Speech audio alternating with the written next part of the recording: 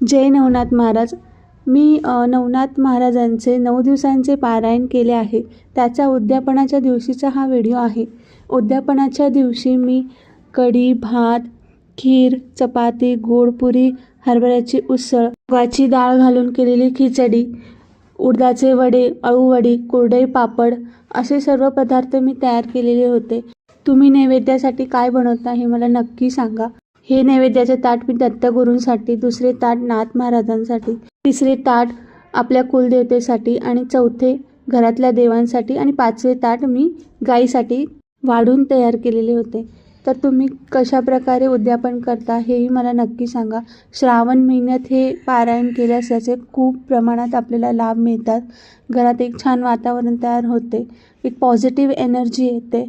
नाथ महाराज आपल्याला सर्व संकटांपासून दूर ठेवतात. रेसिपीचा व्हिडिओ शेअर न करता मी हा व्हिडिओ शेअर केला आहे.